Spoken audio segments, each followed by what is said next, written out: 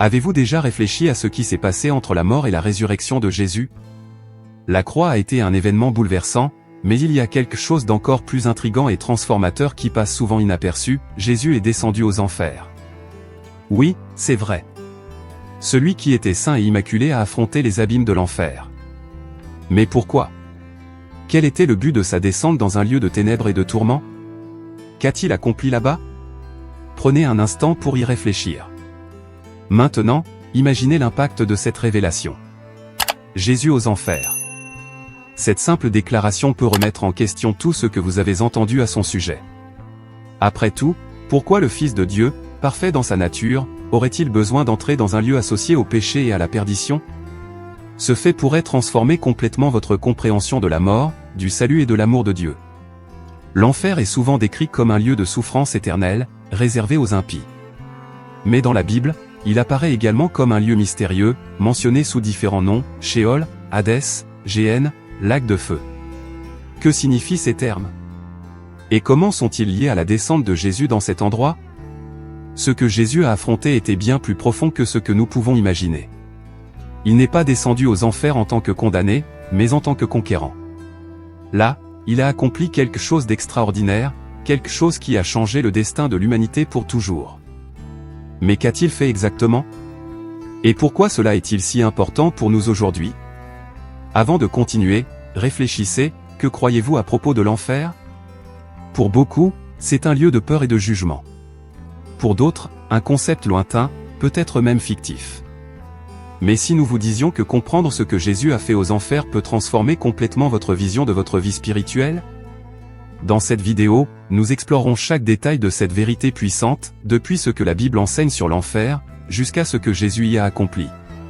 Préparez-vous à plonger dans un sujet qui mêle mystère, théologie et un puissant appel à la réflexion. C'est pourquoi nous vous invitons à rester avec nous.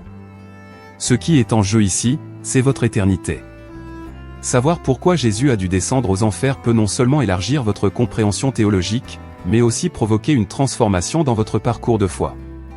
La réponse à cette question est plus profonde que vous ne l'imaginez et pourrait bien être la clé pour comprendre le véritable but de la venue de Christ. Cet événement, non seulement saisissant, mais aussi spirituellement et profondément significatif, pourrait tout changer dans la manière dont vous comprenez la mort, la résurrection et le salut. Êtes-vous prêt à le découvrir? Le concept d'enfer dans les Écritures est multifacette, avec des termes et des significations qui varient tout au long du récit biblique. Chacun d'eux révèle des aspects spécifiques de la compréhension théologique de la mort, du jugement et de la séparation éternelle. Pour comprendre pourquoi Jésus est descendu aux enfers, il est essentiel d'examiner ces distinctions, en explorant les descriptions du Sheol, de l'Hadès, de la Géhenne et du lac de feu, ainsi que leur pertinence dans le plan de salut. Dans l'Ancien Testament, le mot utilisé pour décrire le séjour des morts est Sheol. Le Sheol est présenté comme un lieu commun pour les justes et les méchants, où les âmes attendent quelque chose qui dépasse leur contrôle. Les psaumes mentionnent souvent le Sheol comme un lieu de ténèbres, de silence et de séparation de la lumière de la vie. Il est décrit comme inévitable, un destin qui attend tous les vivants, qu'ils soient justes ou injustes. Cependant, l'Ancien Testament laisse entrevoir une espérance, suggérant que Dieu ne laisse pas les justes dans le Sheol. Par exemple, le psaume 16h10 exprime la confiance que Dieu ne permettra pas que son saint voie la corruption, annonçant une promesse future de rédemption. Cette compréhension initiale présente le Sheol non pas comme un lieu de tourment actif, mais comme un état d'attente, en attente de l'intervention divine. Avec la transition au Nouveau Testament, le terme Hadès apparaît comme l'équivalent grec du Sheol, mais avec des nuances supplémentaires.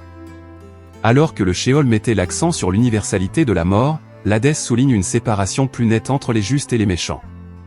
Cette distinction est illustrée dans la parabole de l'homme riche et de Lazare, où Jésus décrit Lazare réconforté dans le sein d'Abraham, tandis que l'homme riche souffre dans l'Hadès, suppliant un soulagement. Ce récit introduit l'idée que le destin post-mortem reflète déjà, dans une certaine mesure, le jugement de Dieu, avant même que le destin éternel ne soit scellé. Cette séparation montre que ceux qui meurent en communion avec Dieu trouvent du réconfort, tandis que ceux qui rejettent sa grâce connaissent le tourment. L'Hadès, dans le Nouveau Testament, souligne donc la gravité des choix faits pendant la vie. Un autre terme crucial est Géhenne, utilisé par Jésus pour décrire le destin final des méchants. Tiré de la vallée de Hinnom, un lieu historique associé à des pratiques abominables comme les sacrifices humains, la Géhenne symbolise le rejet complet de Dieu et la punition éternelle. Jésus utilise fréquemment cette image pour avertir de la gravité du péché. Il décrit la géhenne comme un endroit où le feu ne s'éteint jamais et où le ver ne meurt pas. Contrairement au Sheol ou à l'Hadès, qui sont des états temporaires, la géhenne est dépeinte comme le destin définitif de ceux qui se sont éloignés de Dieu. Ce contraste met en lumière l'urgence des appels de Jésus au repentir et à un engagement sincère envers Dieu. La géhenne n'est pas seulement un symbole du jugement, mais un avertissement des conséquences éternelles du péché. Enfin, dans le livre de l'Apocalypse, nous trouvons la description du lac de feu, qui amplifie et concrétise l'idée d'un destin éternel. Ce lieu est présenté comme le point culminant du jugement divin, où la justice de Dieu est pleinement révélée. L'Apocalypse décrit le lac de feu comme le destin final non seulement des méchants, mais aussi de Satan, de ses anges et même de la mort elle-même. Cette vision montre que le jugement est total et irrévocable, marquant la défaite complète du mal. La description du lac de feu dépasse les images du Sheol, de l'Hadès et de la géhenne, consolidant l'idée de punition éternelle dans un cadre de justice absolue. Il n'y a ni retour ni seconde chance pour ceux qui sont jetés dans ce lieu. C'est le point final d'un plan qui a commencé avec la chute de l'humanité et culmine avec la victoire de Christ sur le péché et la mort. Ces différents termes et descriptions révèlent la progression de la compréhension théologique de l'enfer à travers la Bible. Alors que le Sheol et l'Hadès offrent une vision plus transitoire du destin des morts, la géhenne et le lac de feu pointent vers l'éternité, mettant en lumière à la fois la sainteté de Dieu et la gravité du péché. Il est essentiel de clarifier un point, l'enfer n'est pas le domaine de Satan.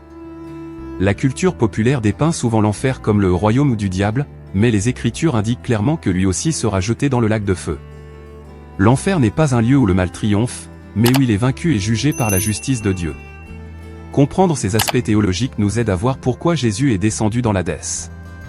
Il n'y est pas allé comme quelqu'un qui devait payer pour ses péchés, mais comme le vainqueur qui conquiert la mort et proclame sa victoire. Cette mission transformatrice sera le sujet du prochain point. La descente de Jésus aux enfers est l'une des vérités les plus profondes et marquantes de la théologie chrétienne. Lorsque nous réfléchissons au sacrifice du Christ, nous nous concentrons souvent sur la crucifixion et la résurrection. Pourtant, entre ces deux moments, un événement extraordinaire s'est produit, il est descendu dans l'Hadès. Cet acte, apparemment mystérieux, est essentiel pour comprendre l'entièreté de sa mission rédemptrice. La descente de Jésus aux enfers n'était pas un événement accidentel ou symbolique, mais une étape intentionnelle et triomphante de son œuvre. Ce n'était pas une expérience de souffrance ou de punition, mais une proclamation de victoire, une libération des justes et l'accomplissement des promesses divines. Tout d'abord, nous devons comprendre la proclamation de victoire que Jésus a réalisée en descendant dans l'Hadès. La croix avait déjà démantelé le pouvoir du péché, mais la descente aux enfers a marqué la défaite du règne même de la mort. Dans Colossiens 2h15, Paul décrit le triomphe du Christ de manière majestueuse, il a dépouillé les dominations et les autorités, et les a livrées publiquement en spectacle, en triomphant d'elles par la croix. Cette victoire ne s'est pas limitée à la dimension terrestre, mais s'est étendue au monde spirituel. Jésus, en entrant dans l'Hadès, a défié et dépouillé les forces des ténèbres, montrant que sa mort sur la croix n'était pas une défaite, mais une conquête. C'est comme s'il avait envahi le territoire de l'ennemi pour proclamer que la mort n'avait plus de pouvoir sur ceux qui appartiennent à Dieu. En proclamant sa victoire, Jésus a réaffirmé son autorité suprême. Cette autorité est mise en lumière dans Apocalypse 1h18, où il déclare « Je suis le premier et le dernier, et le vivant. J'étais mort, et voici, je suis vivant au siècle des siècles. Je tiens les clés de la mort et du séjour des morts. » La possession de ces clés symbolise le contrôle total sur la mort et l'Hadès, démontrant que le Christ est souverain sur tout, dans les cieux, sur la terre et jusque dans les lieux les plus sombres. Il n'a pas seulement vaincu la mort, mais a pris autorité sur elle, garantissant à ceux qui croient en lui qu'ils n'ont plus à craindre le jugement éternel. La deuxième raison majeure pour laquelle Jésus est descendu dans l'Hadès est la libération des justes qui attendaient dans le Sheol. Avant la venue du Christ, tous les morts, qu'ils soient justes ou méchants, allaient dans le Sheol, un lieu d'attente. Bien que cet état représentait une séparation de la pleine présence de Dieu, le Sheol n'était pas uniforme. Les justes, tels qu'Abraham, Moïse et d'autres fidèles, y attendaient la réalisation du plan rédempteur de Dieu. Ce scénario est illustré dans la parabole du riche et de Lazare, où Lazare est réconforté dans le sein d'Abraham, tandis que le riche souffre dans les tourments. Bien que cette séparation entre les justes et les méchants soit évidente, les justes n'étaient pas encore entrés dans la présence définitive de Dieu, car cela n'était possible qu'après le sacrifice du Christ. C'est ici que l'œuvre de Jésus dans l'Hadès prend tout son sens. Dans 1 Pierre 3, 19-20, nous lisons qu'il est allé prêcher aux esprits en prison. Cette prédication n'était pas destinée à offrir une seconde chance aux méchants, mais à annoncer sa victoire et à libérer les justes qui attendaient la rédemption. Cet acte est relié à Éphésiens 4, 8-10, qui déclare, en montant en haut, il a emmené des captifs et il a donné des dons aux hommes. Ces captifs font référence aux justes retenus dans le Sheol, attendant l'accomplissement de la promesse divine. Par sa mort et sa résurrection, Jésus les a libérés, les emmenant dans la présence de Dieu. Ce fut un moment de gloire, montrant que l'œuvre rédemptrice du Christ englobe toutes les époques et atteint même ceux qui ont vécu avant son incarnation. Enfin, la descente de Jésus dans l'Hadès a accompli les prophéties et les promesses de Dieu tout au long des Écritures. Le plan divin a toujours inclus la défaite de la mort et la restauration complète de l'humanité. Dans le psaume 16h10, David prophétise, « Car tu n'abandonneras pas mon âme au Sheol, tu ne permettras pas que ton sein voie la corruption. » Cette promesse a été pleinement accomplie en Christ, qui est descendu dans le Sheol mais n'y est pas resté. Sa résurrection a été la preuve définitive que Dieu avait vaincu la mort. L'accomplissement de ces promesses renforce l'idée que tout ce que Dieu avait prévu depuis le commencement s'est réalisé en Jésus. Il est la garantie que la mort n'a pas le dernier mot et que le dessein divin est souverain. De plus, la descente dans l'Hadès souligne l'étendue du sacrifice du Christ. Il n'a pas seulement pris la place des pécheurs sur la croix, mais il est descendu dans les profondeurs pour vaincre la racine même du péché et de la séparation. Il est allé là où personne d'autre ne pouvait aller, accomplissant pleinement son rôle de rédempteur. Sa descente dans l'Hadès n'a pas été un moment de passivité, mais d'activité glorieuse, consolidant sa victoire et élargissant la portée de son œuvre. Pour les chrétiens, cette réalité est profondément encourageante. Savoir que Jésus est descendu dans l'Hadès et a vaincu la mort nous donne l'assurance que rien n'est hors de portée de son pouvoir rédempteur. Sa victoire est totale et définitive, garantissant que ceux qui placent leur foi en lui n'ont plus de raison de craindre la mort ou l'enfer. Il a ouvert le chemin vers la vie éternelle, non seulement pour ceux qui vivent maintenant, mais aussi pour tous ceux qui ont cru en Dieu à travers l'histoire. Cette vérité nous invite à réfléchir, si Jésus est allé jusqu'au point le plus profond et le plus sombre de l'univers pour assurer notre salut, quelle sera notre réponse? Il a affronté la mort, le péché et l'enfer par amour pour nous. Sa descente dans l'Hadès n'était pas un acte d'obligation, mais de grâce, montrant qu'il ferait tout pour sauver sa création. Il nous appartient de décider comment vivre face à une victoire et un sacrifice si grand. Ainsi, nous pouvons avancer dans la prochaine étape de cette réflexion, explorant ce que Jésus a précisément accompli lors de sa descente aux enfers et comment cela se connecte à son triomphe ultime. La descente de Jésus aux enfers n'a pas été un acte passif ou purement symbolique. Il est allé dans l'Hadès en conquérant, avec des objectifs clairs et un dessein divin qui transcende toute idée humaine de rédemption. Pendant la période entre sa crucifixion et sa résurrection, Jésus a accompli des actions qui ont scellé la victoire sur le péché, la mort et Satan. Sa présence dans les enfers n'a pas été une soumission, mais une démonstration que même les puissances de la mort lui sont soumises. Ce qu'il a fait durant ce temps est l'un des aspects les plus fascinants et marquants de son œuvre rédemptrice, et la Bible offre des indices précieux à ce sujet. La première et principale action de Jésus dans les enfers a été sa proclamation de victoire. Il a prêché aux esprits en prison, une référence que l'on trouve dans une Pierre 3h19, il alla prêcher aux esprits en prison. Ces esprits sont souvent interprétés comme des anges déchus ou des êtres spirituels ayant désobéi à Dieu dans les temps anciens, peut-être en lien avec les événements décrits dans Genèse 6, où les « fils de Dieu » ont gravement péché. En prêchant à ces esprits, Jésus n'a pas offert de salut, mais a proclamé sa victoire sur eux et sur les puissances des ténèbres. Cet acte de proclamation est une démonstration de justice divine, affirmant que le royaume des ténèbres a été vaincu et que l'autorité de Christ est incontestable.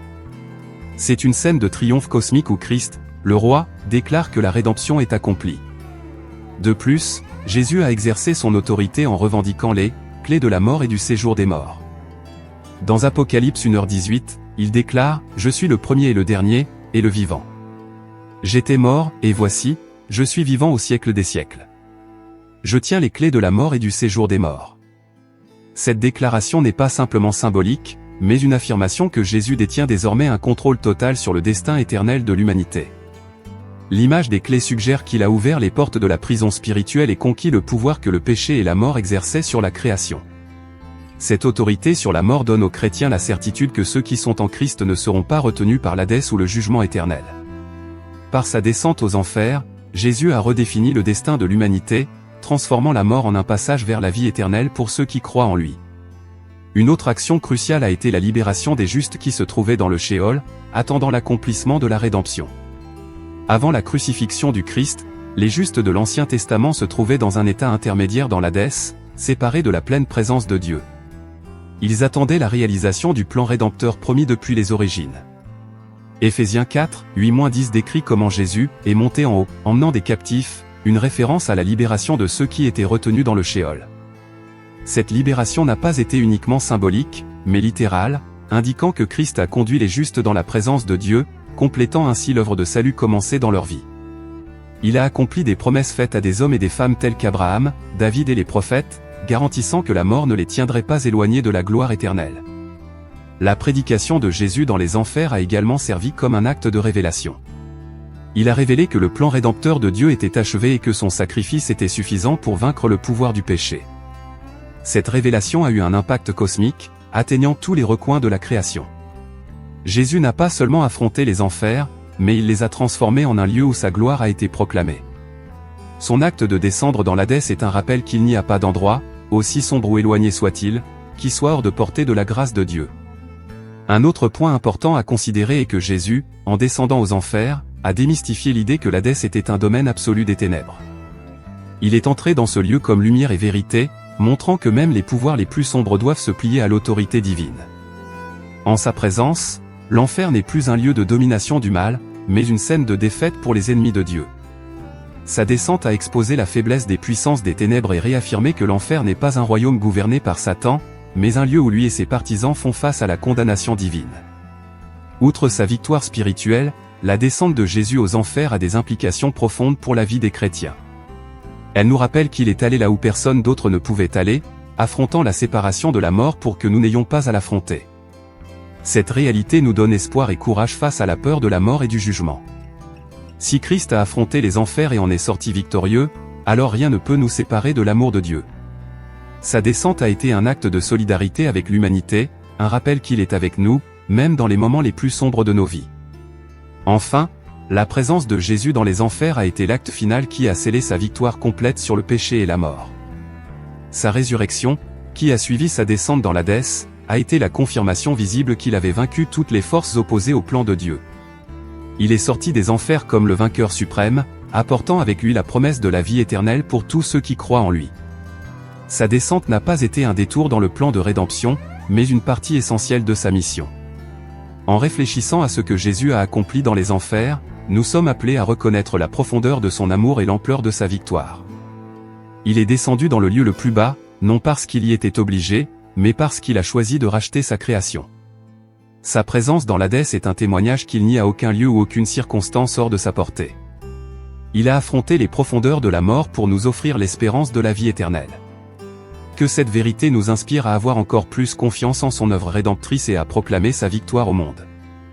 La doctrine de l'enfer est l'une des plus difficiles et souvent mal comprises de toute la théologie chrétienne. Pour beaucoup, l'idée d'un lieu de souffrance éternelle semble incompatible avec la bonté et l'amour de Dieu. Pourtant, les Écritures sont claires en présentant l'enfer comme une réalité indéniable, un lieu de justice divine où le mal est finalement jugé. Réfléchir à ce que la Bible enseigne à propos de l'enfer n'est pas seulement un exercice théologique, mais aussi un appel à la responsabilité spirituelle, car une compréhension correcte de ce sujet influence profondément notre vision de Dieu, du péché et du salut. La Bible décrit l'enfer comme un lieu de séparation absolue de Dieu. Dans Matthieu 25, 41, Jésus parle de l'enfer comme du feu éternel préparé pour le diable et ses anges. Cette description ne renforce pas seulement la réalité de l'enfer, mais clarifie également son objectif initial. Il a été créé comme le lieu de jugement final pour Satan et les anges qui se sont rebellés contre Dieu. L'enfer n'a pas été conçu pour les humains, mais pour ceux qui ont volontairement choisi de rejeter l'autorité divine. Cependant, à cause du péché et du refus de la grâce de Dieu, ceux qui se détournent de lui partagent ce même destin. Cette séparation est l'aspect le plus terrible de l'enfer, car elle marque une rupture complète avec la source de toute vie, lumière et bonté. En outre, l'enfer est présenté comme un lieu de souffrance consciente et éternelle. Jésus utilisait fréquemment des images fortes pour décrire ce destin. Il parle d'un feu qui ne s'éteint jamais et d'un ver qui ne meurt jamais, comme dans Marc 9h48. Ces expressions symbolisent la nature continue du jugement en enfer. Ce n'est pas une annihilation, mais une existence sans soulagement. Dans Luc 16, dans la parabole de l'homme riche et de Lazare, l'homme riche implore une goutte d'eau pour soulager son tourment, mais sa demande ne peut être satisfaite. Cette narration renforce l'idée que l'enfer est une condition irréversible, où il n'y a plus d'opportunité de repentir ou de rédemption. Un autre point important dans la réflexion biblique sur l'enfer est qu'il ne s'agit pas du domaine de Satan, comme beaucoup l'imaginent. Au contraire, c'est le lieu de sa condamnation. Apocalypse 20h10 décrit le destin final de Satan et de ses partisans, et le diable, qui les séduisait, fut jeté dans les temps de feu et de soufre, où sont la bête et le faux prophète. Ils seront tourmentés jour et nuit, au siècle des siècles. Cela corrige une idée fausse popularisée par les films et la littérature, où Satan règne en enfer. La Bible est claire, il n'a aucun contrôle sur l'enfer. Au contraire, il y sera soumis, tout comme tous ceux qui se rebellent contre Dieu. Il est essentiel de reconnaître que l'enfer reflète également la justice de Dieu. Tandis que beaucoup se demandent comment un Dieu d'amour pourrait créer un tel lieu, la réalité de l'enfer montre que Dieu est parfaitement juste. Il ne tolère pas le mal et ne laisse pas le péché impuni.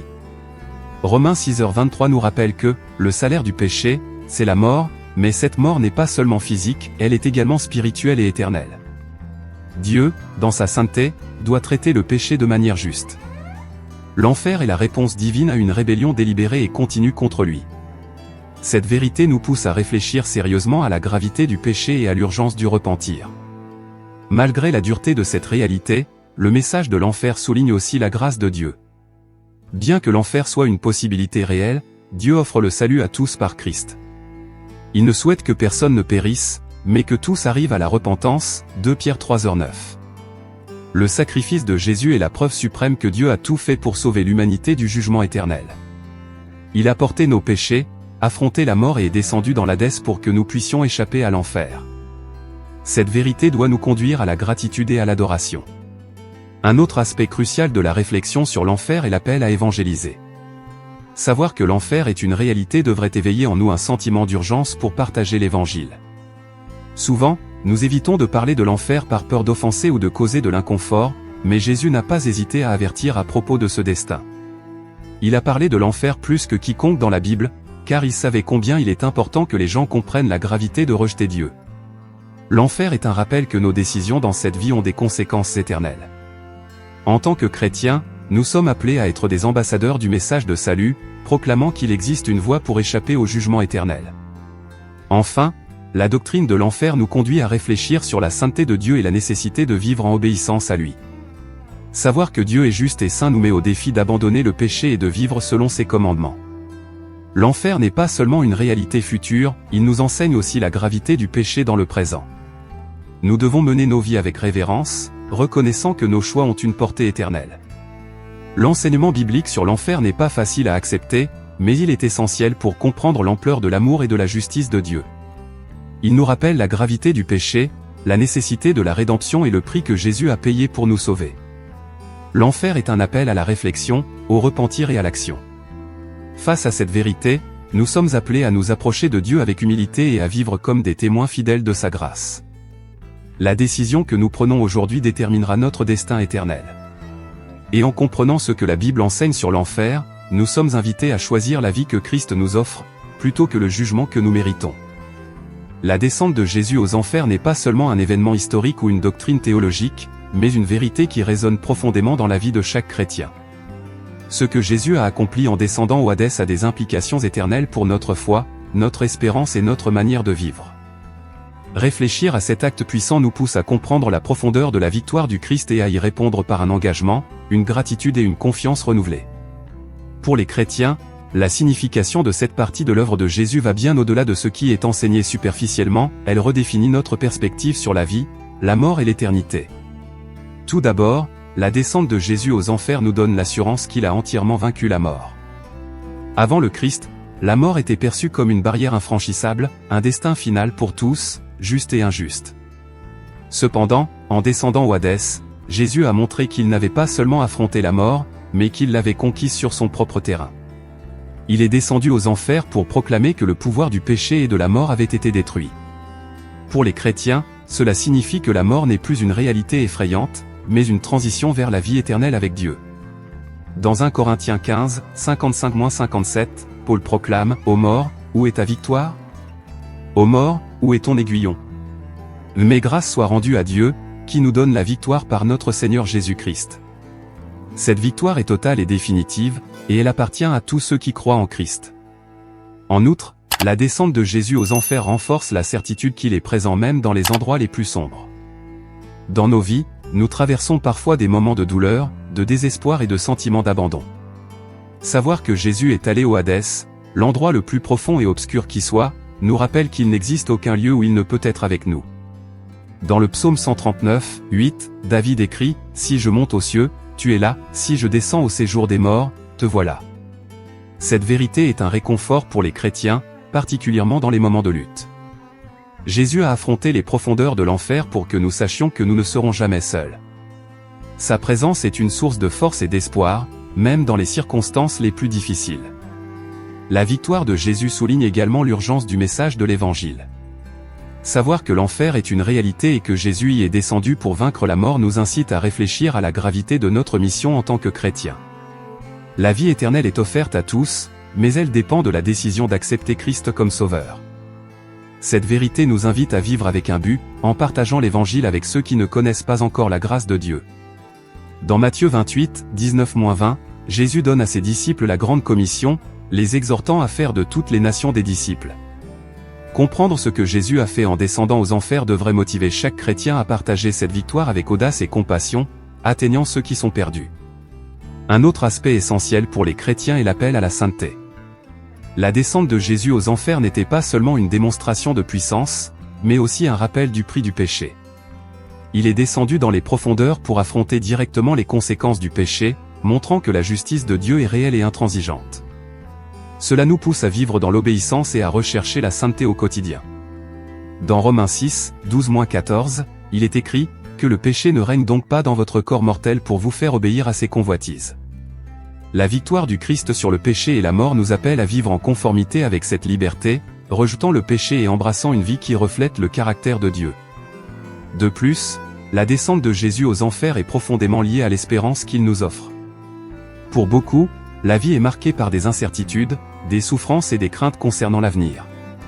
L'œuvre de Christ nous donne la confiance que l'histoire ne se termine pas avec la mort, mais avec la résurrection et la vie éternelle. Dans Apocalypse 21h4, il est écrit « Il essuiera toute larme de leurs yeux ». Il n'y aura plus de mort, ni de deuil, ni de cris, ni de douleur, car les premières choses ont disparu. Cette promesse est garantie par la victoire que Christ a remportée en descendant aux enfers. Il a ouvert la voie à une nouvelle réalité où le péché, la mort et l'enfer n'ont plus de pouvoir. Pour les chrétiens, cette espérance doit façonner notre manière de faire face aux difficultés de la vie, sachant que la victoire finale a déjà été obtenue. Enfin, la descente de Jésus aux enfers nous enseigne la profondeur de son amour. Il est allé dans l'endroit le plus bas et sombre par amour pour nous, démontrant qu'il n'y a aucune limite à ce qu'il ferait pour sauver sa création. Cet amour inconditionnel nous appelle à une réponse de gratitude et de dévotion. Savoir que Jésus a affronté l'enfer pour garantir notre salut devrait nous amener à une vie de louange et de service. Dans 2 Corinthiens 5, 14-15, Paul écrit « Car l'amour de Christ nous presse, parce que nous estimons que si un seul est mort pour tous, tous donc sont morts, et qu'il est mort pour tous, afin que ceux qui vivent ne vivent plus pour eux-mêmes, mais pour celui qui est mort et ressuscité pour eux. » Cette transformation est l'essence même de ce que signifie être chrétien, vivre une vie qui reflète l'amour de Dieu et la puissance de la résurrection. En comprenant la signification de la descente de Jésus aux enfers, nous sommes invités à réfléchir sur notre propre vie et notre relation avec Dieu. Sa victoire nous assure l'espérance de la vie éternelle, mais elle nous met également au défi de vivre de manière à honorer le sacrifice qu'il a fait. Que ferons-nous de cette vérité? Comment répondrons-nous à l'amour et à la grâce qui nous ont été démontrés? Ces questions nous appellent à agir concrètement, à faire pleinement confiance à Christ, à vivre dans l'obéissance et à proclamer son message au monde. Tout au long de ce voyage, nous avons exploré l'une des vérités les plus profondes et transformatrices de la foi chrétienne, la descente de Jésus aux enfers. Cet événement, souvent négligé ou mal compris, révèle l'étendue incomparable de l'œuvre du Christ. Il n'a pas seulement souffert et mouru pour nos péchés, mais il est descendu dans l'endroit le plus sombre, proclamant sa victoire, libérant les justes et conquérant une fois pour toutes la mort. Cette vérité n'est pas seulement théologique, elle est profondément personnelle et nous appelle à une réponse qui façonne non seulement notre vision de l'éternité, mais aussi notre vie ici et maintenant. En réfléchissant au sens de la descente de Jésus aux enfers, nous sommes confrontés à une réalité incontournable, le péché est réel, le jugement est certain, mais la grâce de Dieu est plus grande. Jésus n'était pas obligé de descendre au Hadès, il a choisi de le faire pour accomplir pleinement le plan de salut. Il a affronté l'abîme de la séparation, le poids du péché et les profondeurs de la mort afin que nous puissions être réconciliés avec Dieu. Cela nous pose une question essentielle, que ferons-nous de cette vérité? Ignorerons-nous le sacrifice du Christ ou permettrons-nous qu'il transforme nos vies? La descente de Jésus aux enfers est un puissant rappel que la mort n'a pas le dernier mot. Par sa résurrection, il a déclaré que la vie triomphe de la mort, que la lumière prévaut sur les ténèbres et que l'espérance surpasse le désespoir. Ce n'est pas seulement une victoire historique, c'est une promesse pour tous ceux qui placent leur foi en lui. Il a vaincu l'enfer pour que vous n'ayez pas à le faire. Cette vérité nous invite à une décision, accepter le don du salut ou le rejeter, avec toutes les implications éternelles que cela comporte. Jésus nous a également montré qu'il n'y a aucun endroit où il ne peut nous atteindre. Sa descente aux enfers symbolise qu'il est présent dans les moments les plus sombres de nos vies. Vous pouvez traverser la douleur, le doute ou le désespoir, mais la vérité de l'œuvre du Christ garantit qu'il est avec vous. Il a déjà vaincu tout ce qui pourrait vous séparer de Dieu, et il tend maintenant la main pour vous guider vers la vie éternelle. Réfléchissez, si Jésus a affronté l'enfer pour vous, qu'est-ce qui vous empêche de lui remettre votre vie? Ce moment de réflexion nous conduit à un choix pratique et urgent. Il ne s'agit pas seulement de connaissances, mais d'une réponse du cœur. Jésus est descendu au Hadès, mais il est ressuscité et est maintenant vivant, vous offrant la possibilité de vivre en communion avec lui pour toujours. Êtes-vous prêt à accepter cette vérité et à permettre qu'elle transforme votre vie? Il n'y a pas de neutralité en ce qui concerne le Christ. Votre décision aujourd'hui façonnera votre destin éternel. Pour ceux qui suivent déjà Jésus, cette vérité est une invitation à un engagement renouvelé. La victoire du Christ sur le péché et la mort nous appelle à vivre dans la sainteté, à partager l'Évangile et à refléter sa lumière dans le monde. L'enfer est une réalité, mais le message du salut est encore plus puissant. En tant que chrétiens, nous sommes appelés à être des ambassadeurs de cet espoir, atteignant les perdus et proclamant la vérité que Jésus a triomphé. Nous ne pouvons pas rester inactifs face à une réalité aussi grandiose. Si Jésus a tout donné pour nous, comment pourrions-nous lui offrir moins que le meilleur de nous-mêmes? En ce moment, réfléchissez à l'impact de cette vérité sur votre vie. Pensez à ce que Christ a fait pour vous et à la manière dont cela change votre perspective sur le présent et l'avenir. Le sacrifice de Jésus est suffisant, il a vaincu l'enfer pour que vous puissiez avoir une vie abondante et éternelle. Mais cette victoire exige une réponse. Que ferez-vous? Peut-être entendez-vous cela pour la première fois, ou peut-être est-ce un rappel de quelque chose que vous saviez déjà mais qui doit être ravivé dans votre cœur. Quelle que soit votre situation, Jésus vous appelle à vous abandonner à lui, à faire confiance à son œuvre et à vivre pleinement dans la liberté qu'il a conquise. Aujourd'hui est le jour de la décision. Ne tardez pas, remettez-vous à lui et découvrez la vie qu'il seul peut offrir. En tant que communauté de foi, nous sommes également appelés à nous unir pour proclamer ce message. Le monde doit savoir que l'enfer a été vaincu et que la vie éternelle est disponible en Christ. Partagez cette vérité. Témoignez par vos paroles et vos actions. Soyez un instrument de Dieu pour atteindre ceux qui sont encore perdus, leur montrant qu'il y a de l'espoir, qu'il y a un salut et que Jésus est suffisant. En conclusion, laissez la profondeur de l'œuvre du Christ inspirer votre vie. Il est descendu aux enfers, a proclamé sa victoire et est ressuscité pour apporter une nouvelle vie à tous ceux qui croient. Sa descente au Hadès n'était pas un geste symbolique, c'était un acte d'amour et de puissance. Il l'a fait pour vous, pour moi, pour nous tous. Et maintenant, il nous appelle à vivre comme ceux qui ont été rachetés à un prix si élevé. Que ferez-vous de cette connaissance? Votre éternité dépend de votre choix aujourd'hui. Ce choix vous appartient. Jésus a déjà fait sa part. Il a affronté les profondeurs par amour pour vous. C'est maintenant à vous de répondre, d'accepter la vie qu'il offre, de vivre pour sa gloire et de partager sa victoire avec le monde.